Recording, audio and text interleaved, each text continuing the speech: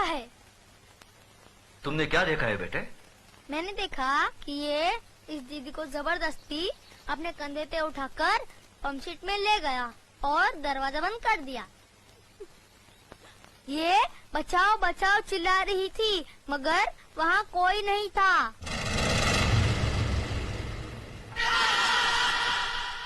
थोड़ी देर बाद जब ये बाहर आई तो इसके कपड़े फटे हुए थे और ये रो रो के कह रही थी कि मेरा सब कुछ लूट गया, मैं बर्बाद हो गई।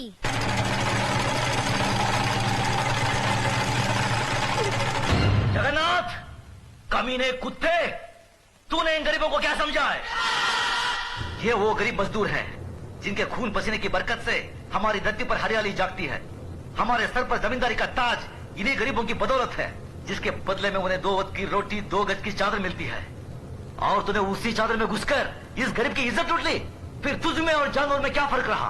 मुनीम जी, देवी माँ के मंदिर से सिंदूर ले आओ। जी मालिक। पायल, तुम इधर आओ। जिन हाथों से मजबूर करके इस कमीने ने तुम्हारी इज्जत लूटी, आज ये उन्हीं हाथों से तुम्हारी मांग भरेगा, तुम्हें अपनी पत्नी बनाएगा। ये हमारा फैसला है।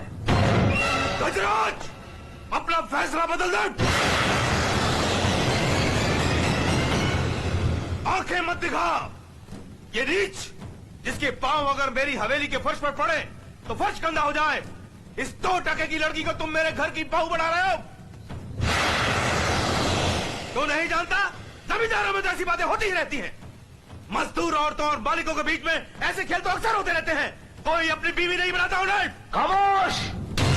मजदूर औरतों की इज्जत जमींदारों के बाप दादाओं के कोई जागीर नहीं होती जिसे वो अपनी मनमानी करे। रोन दे, कुचले, इज्जत इज्जत होती है, चाहे वो किसी ठाकुर की बेटी हो या किसी मजदूर की। पागल हो गया तू? तुझे इंसाफ करने की अकल नहीं है। तेरा अंजाम बहुत बुरा होगा गजराज।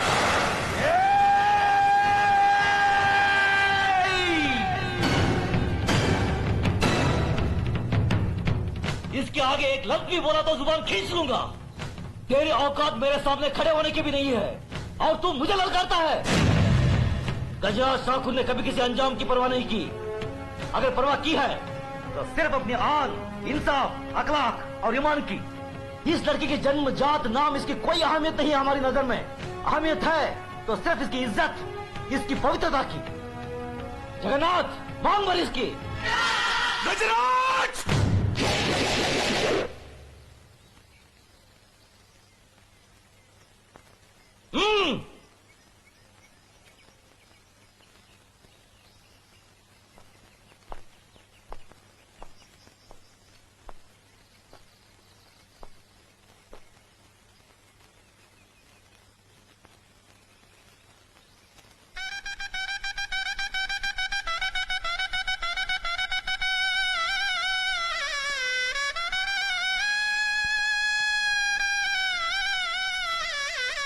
सदा सकीर हो बेटी।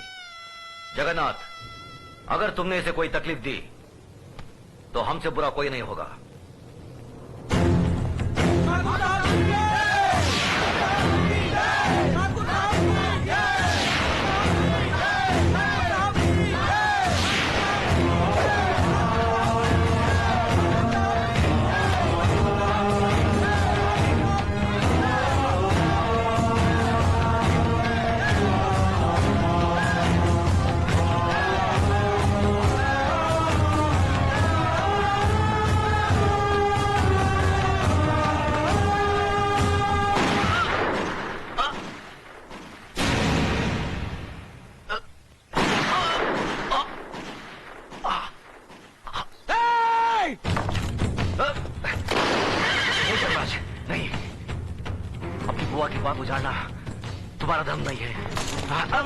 बाबूजी! भैया! मेरे भाई को मार डाला। मेरे देवता समान भाई को मार डाला। ये क्या किया तुमने? ये कैसा अनर्थ किया?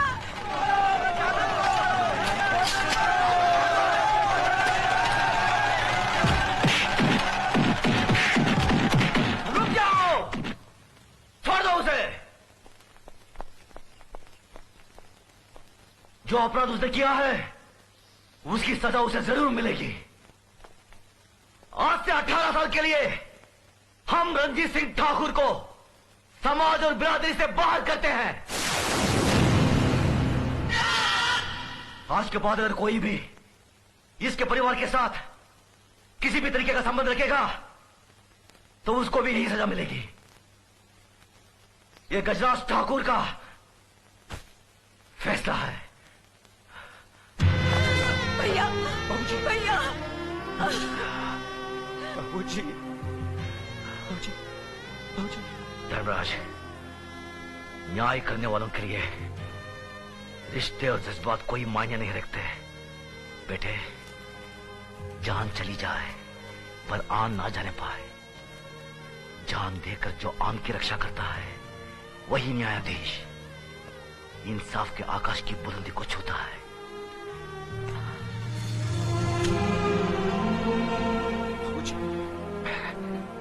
धर्मराज, आज से हम भरतपुर कस्बे के न्याय और इंसाफ की बागडोर तुम्हें सौंपते हैं। याद रखो बेटे, जिस दिन भी तुमने अनजाने में भी गलत फैसला किया तो समझ लो वही दिन तुम्हारी जिंदगी का आखिरी दिन होगा। बाबूजी, बाबूजी, भैया, बाबूजी।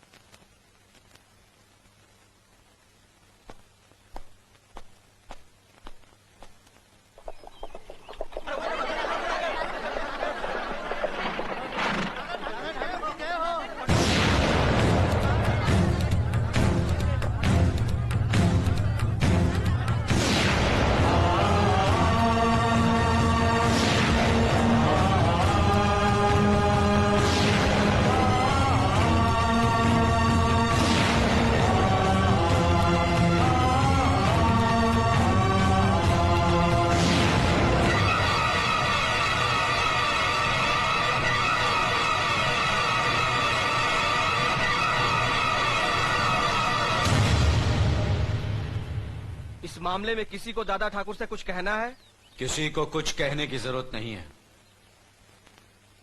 मास्टरनी की आत्महत्या यह साबित करती है कि उसकी इज्जत लूटी गई और इसका जिम्मेदार है अर्जुन ठाकुर। इसलिए अर्जुन ठाकुर को 12 साल के लिए गांव से बहिष्कार किया जाता है।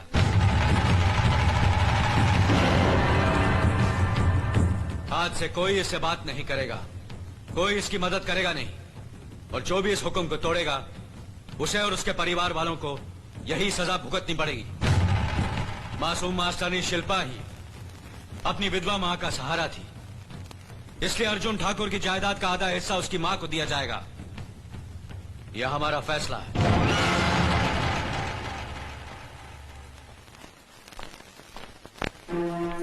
ये लीजिए छोटे मालिक, खेत वाले मकान की चाबियां।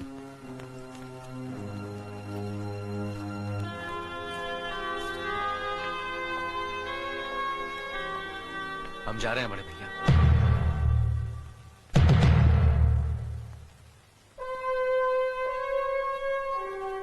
भाभी, हम जा रहे हैं,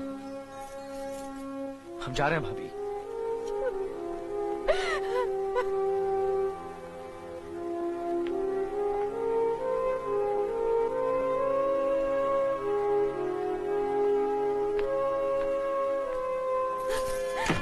अर्जुन!